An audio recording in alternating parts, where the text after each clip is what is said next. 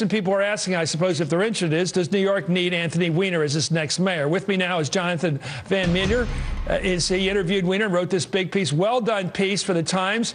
And Margie Omero, she's a Democratic strategist, and she knows her stuff. I've just been talking to her. Let me go right now to the writer. Jonathan, this piece is pretty nice. Thank you. No, I've had coverage stories on me by Mark Leibovich, who knows how to cut your heart out. They just did it to Ted Kennedy. You were very even-handed and skillful with your knife. Do you think this guy has any chance of being the next mayor of New York, in fact, elected this year? I know he's got a lot of money left over from his Senate or his House campaign, but can he? And you treat him like he might actually run and he might actually win. Is that what you believe? No, you know, I actually think that we should back up and say that the guy that I met seemed really ambivalent about whether he even wants to get back into politics or not, and he's trying to. But you said he settled the issue right there. It's in your piece. He's running. Well, no, I don't think it doesn't say that. I mean, you said he's eyeing the mayor's race. He's eyeing the mayor's race. I think he's actually trying to figure out, by talking to a writer like me for hours and hours and then seeing the reaction to this piece, whether he should run or not, whether he should get back into politics.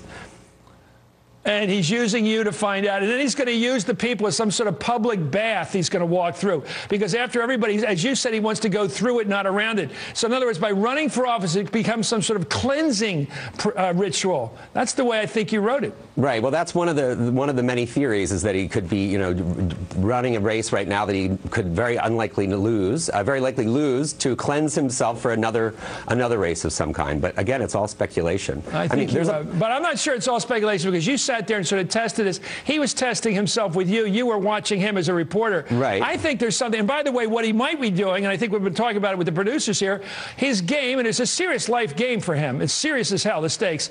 He could run, come in third or even second, have a good showing, and he'll be the guy that almost got elected mayor of New York. He will no longer be the guy that tweeted. Right. He will have changed the story, right? Yeah, no question. But see, there's a part of me that's still actually like, you know, the questions there were so many awkward questions that I had to ask him. And what's strange to me is that the most awkward questions are, how will you know whether you're going to run for mayor or not? He literally, like, the pauses were so long and so uncomfortable that it made me think that he doesn't actually know in his heart. Well, I think he knows more. He'll know more after the reaction. Right. It runs Sunday, right? It's yes. running. Okay, see, these pieces are brutal. I've been through this. I mean, you get the New York Times cover. Everybody, I mean, Jonathan knows this. You spend a lot of time writing these pieces, getting them right, extremely well written and reported, and everybody sees it who gets the Times. And here's the question. He paid $100,000 to a pollster like you. So he's already testing water. People don't throw $100K away unless they're thinking about doing something with it. He hired a pollster. What does that tell you?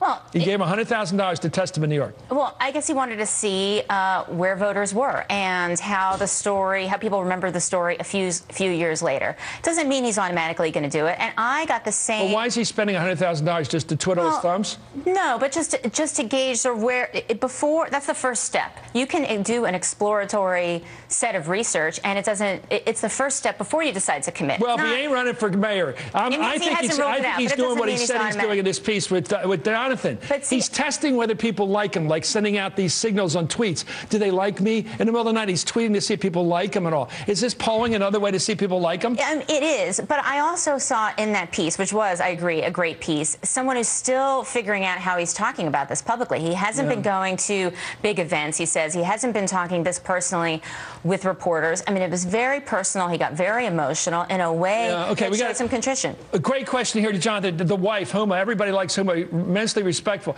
Is she some sort of comes from a religion that believes in permanent marriage no matter what the guy does? I have never seen. I'm dead serious here. The loyalty of this woman, instant loyalty, and the way you wrote it, she came right back to him after all this hell and sort of slapped his wrist and said, "Why'd you screw up here, buddy? I love you." It was amazing the way it comes across. Your thoughts, John? What is holding them together besides just basic human loyalty?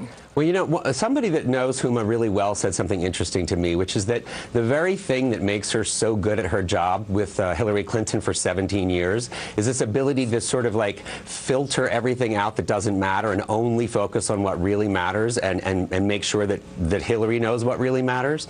And in a weird way, that's actually the skill that saved her marriage, that she somehow was able to filter out all the noise and the chaos. And you're a good guy. You're a good guy. Now, good guy. You know, that's what Harry Hopkins was called Lord Root of the Matter by Churchill, because he would get to the root of the matter and let everything else go away. Very, very insightful. Thank you, and actually very generous. And you both are. Very generous to this guy. We'll see if New York is up for it. New Yorkers always liked a good show. Maybe this guy's the answer. Yeah. Jonathan Van Meter from the New York Times is coming out Sunday. And Margie Omero, thanks for coming on. Please come back up next. Thank you. Mitch McConnell.